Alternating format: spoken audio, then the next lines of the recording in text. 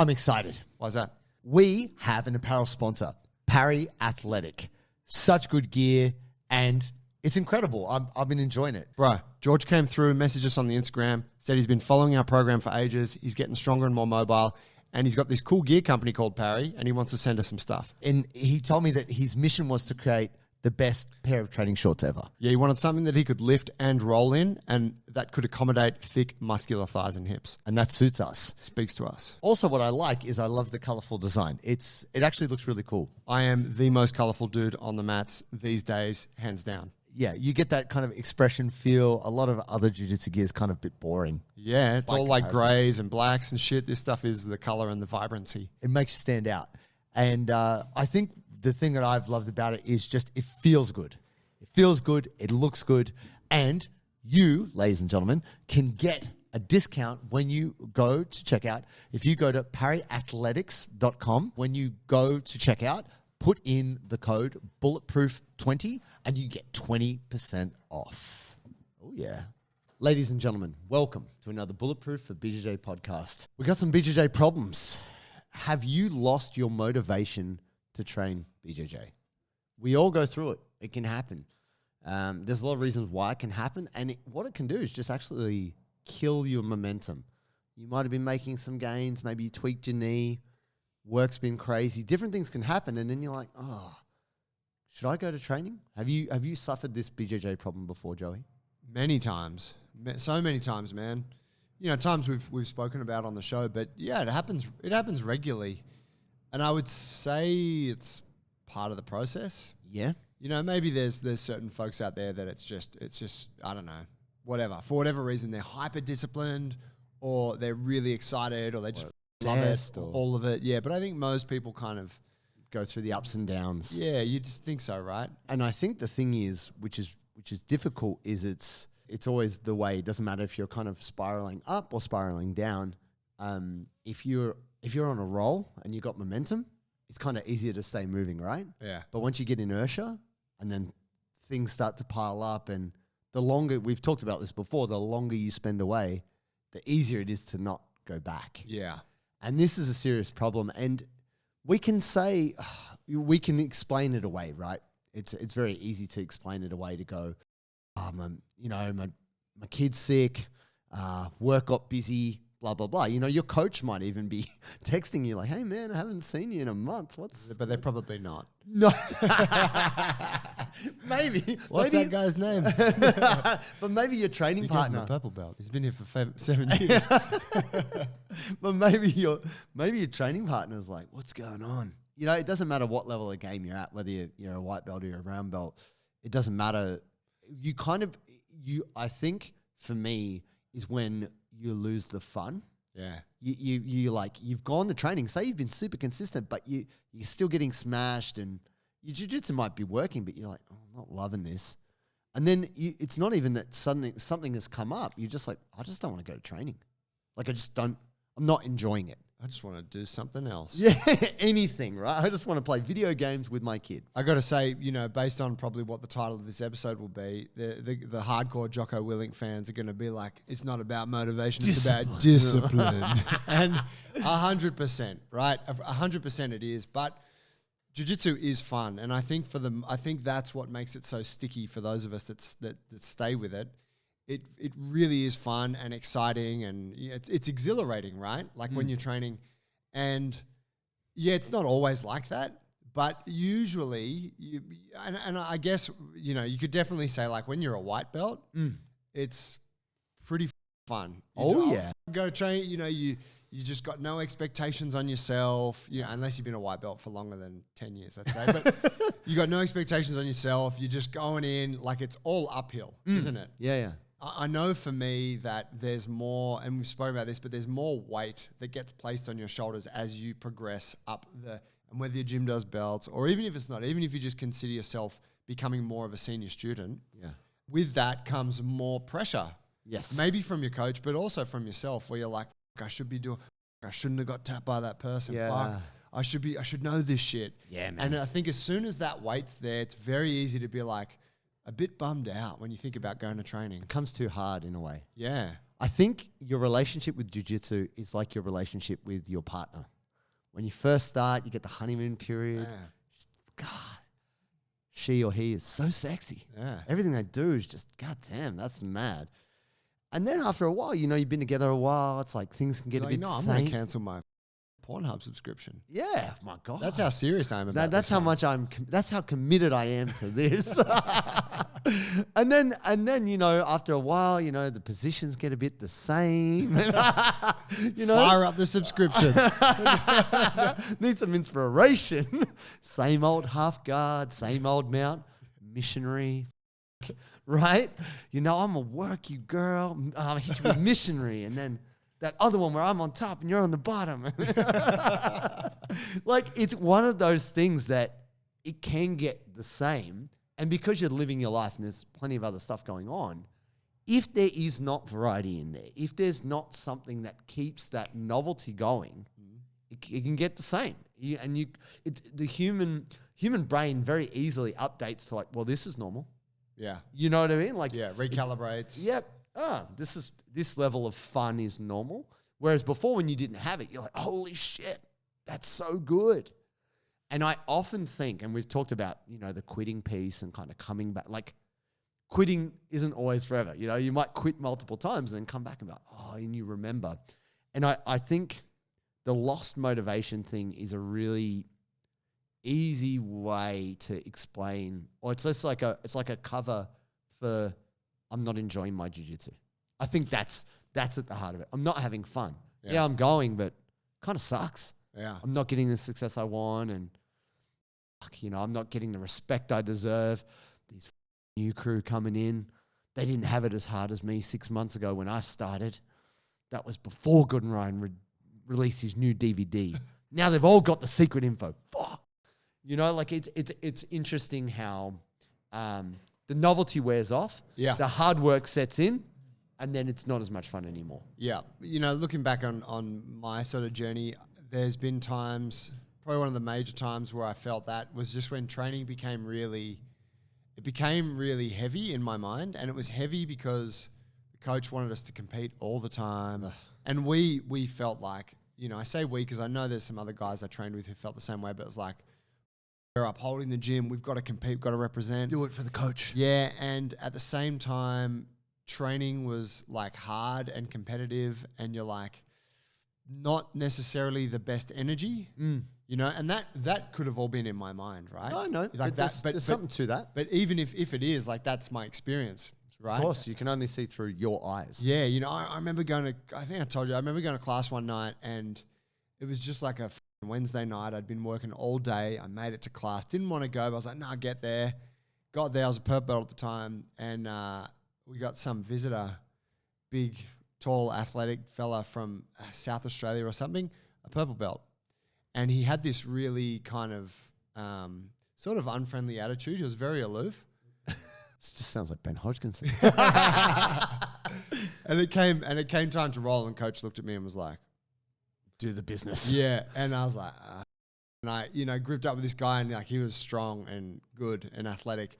I smashed him, but good. But it was like, I just remember like being in trying to take each other down. I remember I counted him, and he went to throw, and I counted him and took him down. And I was like, my adrenaline was so high, and I'm like, this is so stressful right now. I'm like, I didn't come here for this. Yeah. But how am I in this again? And it was kind of like, I was my own enemy there. Like, I could have just approached that completely differently. Couldn't help yourself. Couldn't help myself. But you were doing it for it sounds like you weren't doing it for you were doing it for the coach. That's right. But, even if he hadn't have given me the nod, I probably would have approached it exactly the same way. Let's be honest. Sure.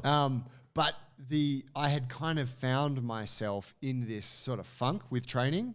I'm like, this isn't what I wanted. Yes. And I found that was sort of a bit of a precursor, that period, to me leaving. But when I've, now that I'm in like this second chapter of jiu-jitsu, it's been very different. Yes. And I've tasted that feeling again where, you got a comp coming up or whatever, and it gets a bit intense, and that's fine, and short doses for me. But yeah, like keeping it fun and like making sure I'm developing, I find that that's sort of been pivotal in it, in me enjoying it. Yeah, I think the thing that killed, I had a period of killing my motivation, or my motivation being almost non-existent in a way was feeling like I couldn't be the best. Like, because that was always like, you know, the big thing for me. And then I'm like, well, if I can't be the best, what the am I? What is this? And yeah, Not first, you're last. Yeah, it was weird. It was weird to change the psychology of it, to try to make it more playful, like come back to like, I don't know what I'm doing, but I'm just doing it, you know? And I think the thing that kind of enabled me to do that was go and do judo and be the white belt and still be like kind of like a sneaky white belt, like not actually be a white belt. Yeah. Still be good at grappling, but not be great at judo. That's interesting. And being at the bottom, I think it removed the expectation. No, everyone's like, oh, this guy's just a white belt. I'm an ippon, you son. Yeah. but being at the end of the line was actually like a huge relief. Being the white belt actually felt good because one, you get no respect, but I'm like, that's cool. I'm a teacher, all to respect me. But also like no one cares. So that is a very freeing feeling. Yeah. And I think that if you've been on the BJJ journey for a while, you do feel an expectation you need to perform to your belt. Yeah. And that takes away the creativity and the fun a bit because you always got to feel like, I've got to be on my A game. Can't get tapped by a lower belt. You know, like all this stuff, which does very much play out inside your head, right? Yeah. But that is what affects your enjoyment of the thing.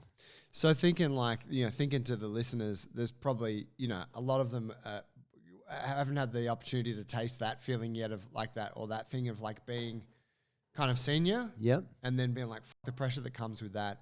But I'm thinking about like some of the pressure that comes early on, and it might be, hey man, 4-stripe white belt is the new black belt, okay? This is true. If you have got all the instructionals. If you have wait, what did you say that's called? If you have a no stripe white belt tap you when you're a 4-stripe white belt, gotta retire. So true. But you know, it might be an injury-based thing. Sure. You cop an injury and then you're back at training, and all of a sudden you don't have that feeling of just being able to get after it that you had in initial period, and you're like, my body's actually holding me back and I'm sore at night. Like maybe that's your first thing that's like, I don't feel like training tonight. Yeah. Or maybe it's, maybe you've just started competing and all of a sudden it's gone from being this fun thing with no expectation, and all of a sudden people are saying, man, you should win the next comp. I think, you should win this, man. You're really good. And you're like, oh, man, I'm just here to learn some martial arts. I don't, you know, I'm not trying to be like the ambassador of the gym. I'm not trying to fight for the team's glory. Yeah. You know, I think they're a couple of really like, like potential situations you could find yourself in early in the game. Yeah, and I think the thing is, whatever has caused you to lose your initial momentum or you're just not feeling as good about it, we start to build it up in our heads. We start to make it like make a mountain out of a molehill, so to speak. So we actually impose resistance on ourselves by going, oh, fuck, you know, like make it a lot harder. Like, because I often find myself getting psyched out about workouts. Like I look at the workout, I'm like, it's going to be hard. I'm going to be sore after this. I don't know if I'm strong enough today. You know, just too much in your own head.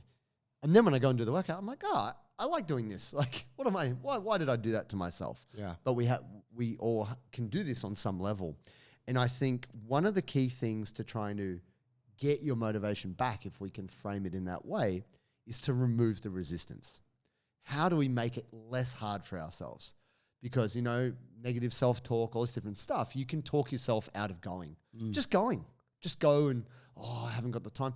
Just don't roll. Like, go, do the class, say, hey, like, of course you're going to cop it for having had time off. And feel like, new guy to the gym, how you doing? You know, this kind of thing. But I think trying to lower the barriers to entry, just dip your toe back in and feel make it fun for yourself again. I think that's one of the key steps. Yeah. To getting back. Yeah. Just reconnect with the place, the routine, the habit. And I think like if you take rolling out of a class, it's instantly a very pressure-free experience. It's much easier. Yeah. As soon as you add rolling into it, it's like, Performance. Okay. Yeah. You know, you got that person you roll with. It's always a battle. Or you got your coach who's like, welcome back. Yeah. Yeah. You know, so there's a lot of like, there's a lot in the rolling piece. also a lot of enjoyment. But I think that's a good piece of advice, because you're going in, doing the warm up, high fiving everyone, doing some drilling, whatever, hanging out, stretching a little bit. That's like, no one can say no to that. Yeah.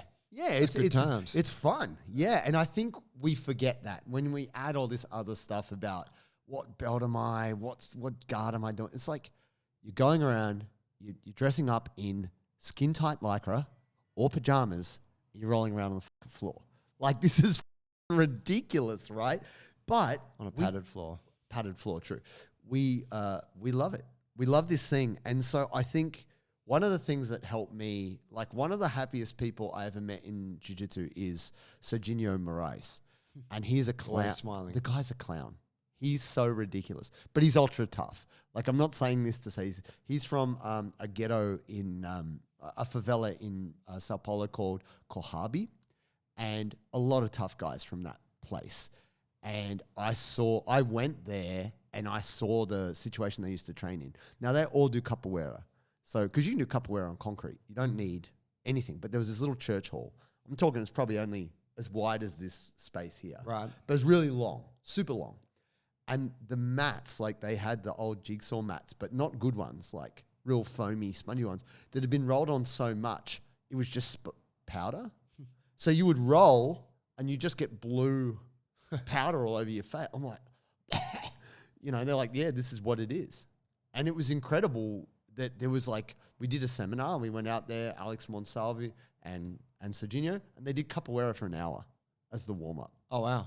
And then Alex was like, oh, can we do the seminar now, Serginho? And he's like, yeah, sure, whatever, Then we did the seminar and we rolled really hard and they're like, let's do capoeira for another 2 hours. I was like, what the fuck? They just love it because they music and singing and getting everyone together. The whole idea of getting everyone together and having fun is really at the heart of it. And even though Serginho was like a very serious competitor, 2-time world champion, he ended up being in the UFC, he was always smiling. Like, there's actually a famous clip of Claudio Calazans trying to knee bar him at Europeans. He became European champion, and he's just smiling and giving the love heart and just laughing like, yeah, break it, bro. I'm winning. You can't stop me. Like, he was always having a good time, man. And I think Neil deGrasse Tyson recently talked about how dogs are always happy. And you go away and you come back and they're just happy to see you. Like, where are we going? What are we doing? There's a joy there, and he feels like they're the most, why a lot of people love dogs, most people love dogs, is they are happy creatures. And we get that from them. We get that happiness. Yeah. And that, unless you're my whippet Jazz, who's just anxious 24/7. And will try and bite me. Specifically, I'll go to pat her and just, we know each other. Come on, man. Don't be like that. I think Jazz is a little bit autistic. But anyway. She is. She loves crayons. Just eating them or just drawing with them? Genius with the crayons. What helped me get back my motivation, like around the kind of brown belt, black belt time when I wasn't being a competitor, was I'm just going to go here and just have fun. I'm just going to fuck around a bit. I'm just going to chat a bit more. I'm not going to try and win roles. I'm just going to try and do my thing. And I always just think about how silly Serginho was, like literally like a performance clown, where he could even make Fabio Gurgel laugh in a competition training with how silly he was being. Like, he was still winning roles, but he was just clowning. Like, he refused to have a bad time. Yeah. Which is an awesome mentality to have. Yeah, and potentially you can see like maybe something he needed to get the best from himself in training. Yeah. I have a tendency to, I'm not sure what exactly this is or when it came about, but like when I'm in a high pressure situation in a role, like someone's, say they've got my back and they're attacking the choke and it's kind of partway there, but I'll often like start talking shit. Yeah. And it's because I think I'm trying to squash the intensity of the moment. Yeah, you're trying to and like make it fun. And I'm doing it more so for me because I can be like, hell, this guy's about to choke. Or I can just be like, hey, this is actually like a cool moment. And I just got to focus on what I can control here. And, hey, here's a little funny thing. Pussy. Like. This is also Joey's psychology to put you off. So if you get a good position on him, he's going to troll you. And yeah. But, it instantly reframes that moment in my mind. Yeah. From being like, oh my God, I'm about to get tapped, to just being like, hey, this is fun, man. This is fun, yeah. This person is probably going to get the better of me.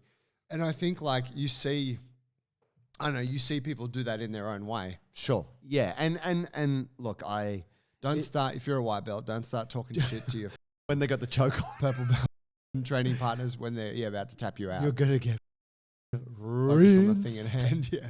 And I mean, look, Josh Hinger, who's a very serious competitor and champion, has said he hates when people talk in training because he's always there to fight to the death, obviously. But I similarly will just kind of joke a little bit. If there's a rap song, I'll start rapping to that song. Like it's to try and, for me, really, it's to try to keep it playful.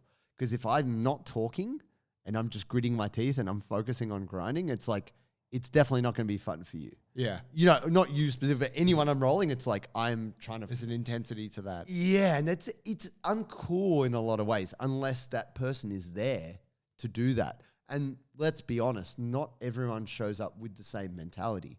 And all you can control is your own view on it. Yeah. So I want to switch this just real quick from the motivation piece, because a lot of people talk stuff about motivation, and we touched on the kind of Jocko Willink discipline, good thing before. But in truth, if we remove the expectation and remove the self-judgment and all the stuff that can add to the resistance, we lower the barrier to entry. I think just going once a week is okay. You know, we always talk about, try and get in there 3 times a week. Hold up. Are you saying, JT? Don't you dare. How dare you, Joe? Guys, are you with me on this? Do Are it. you saying something is better than nothing? I'm not saying that, Joe. Sounds like that. No. I'm saying start training. Don't do it. Don't do it. You think you got it. Why? You walked there. You don't do it. What? I have said, which is nothing controversial and does not contraindicate anything I've said before, Your Honor. If we reference the record, if you haven't been training, you got to get back to training. Would you agree, Joe? I would. It's something we got to do. And so to make it fun, you've got to start training. Otherwise, you've retired, you've quit. And that can be part of your journey too. I think I don't know how long you can not go to training and say you've quit or you've just taking a break. Yeah. Like, is it 12 months? Is it 2 years? Like, how long's a break versus I don't do jiu-jitsu anymore? I think it really depends on how long you've trained for. I think if you've trained for 10 years and you don't go for 6 months, that could be a break. But if you've only trained for 3 months and you don't go for double the amount of time you've trained, then maybe you've quit. And hey, starting jiu-jitsu again is good. But so for example, I quit doing taekwondo. I did it for 15 years and I just didn't go back. And you knew at that time, you're like, this is it. I don't think I'd made a conscious decision at the time, but maybe on a subconscious level, I had. Right. Like this bitch broke my heart and I'm never going back. Yeah. And I lost the love. And I'm like, it's not what I want it to be. And so I can't do it anymore. But I'm a very all or nothing person, and that maybe is not you. So this is news to the listeners, by the way. Holy shit, JT is all or nothing. Did you guys know? Imagine. I had no idea. He's so moderate. Yeah. He's so moderate. He's actually quite intense. Surprise, surprise. So for you, switch your view from I'm not motivated to what are your habits? Because it doesn't matter what you're doing, lifting, jiu-jitsu, going for a walk, drinking more water, whatever it is, you got to start somewhere. What would you advise, Joe, as someone who is a believer in something is better than nothing, which I am not, so I can't speak to that. Yeah. Because I would be like, allow me to represent that please facet of... Speak to everybody and talk about that. Yeah, I think, like just get back there. Get back to the place. What does that look like if you're just...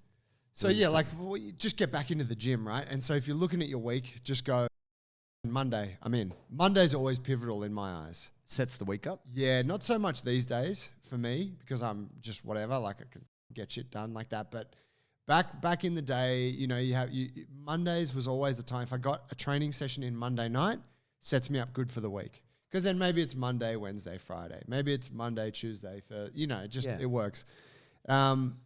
So get back in on Monday as quick as you can. And I think if it's this concern around the intensity, the competition, the competitiveness of the gym, whatever, then just circumvent that shit. Just go, okay, who am I not rolling with tonight? Yeah, cool. Who am I actively going to avoid?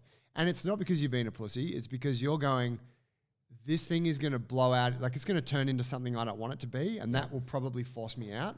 So, okay, how do I make it what I want it to be? Yeah. And maybe it's just for the next few weeks, whatever. Yeah. Go, okay, I'm fucking work with you, I'm going to work with you. But the other thing that I would suggest is do something very deliberate. Here's an example. If you go into a role and you're like, let's roll. Yeah. Your default generally is, I got to win this role. Sure. But if you go into the role with a specific intention, i.e., I just want to work on not letting this person pass my guard. Sure. Or I want to work my defenses. I want to let them mount me and then I want to try my mount defense. Get out of there. Yeah. That instantly takes away the thing because, okay, maybe they pass your guard, sure. But let's say they're in mount on you and you can't get them off. Maybe they tap you out. That's feedback on this specific thing you're working on, Working right? on it, yeah. So find a way to make it like really kind of, I don't know, to remove the pressure for yourself. I actually think open mat is the way. For me, a Saturday open mat, there's no structure. You walk in, people come and go as they please. It's a party. Yeah. I mean, obviously, when you go to parties, there are people you don't want to talk to. Yeah. Like Nico Majilic. I don't want to fucking, I don't want to talk to that guy. I'm wearing a gi. Fuck that. I want to go roll with this blue belt who's never met me before. Hey, bro, we're friends. Yeah. I'm going to smash you. I think that might be a tough round over there. So I think the fun element, and then you can kind of hang out on the mat. Yeah. So I think it's like, make it fun and do something which isn't going to pressure your schedule. It's just something that allows you to reconnect. And then, holy shit, I love this. This is so good. I am making time for this because this gives me a great feeling. Yeah. Restore the fun, and you'll find magically the motivation starts to come back. I'd only add one thing to this, which is that you might actually not be able to make this happen in your current environment. Maybe. And that's, we've spoken about that and others, but maybe the climate in your gym just isn't conducive towards you having a good time. Maybe try a different gym. Yeah, maybe it's like go try. The open mat's a great one because you just insert yourself into a new culture, but you haven't been labeled a Creonche yet. Yet. Nice. Solid. Thanks, fam. Catch you next time.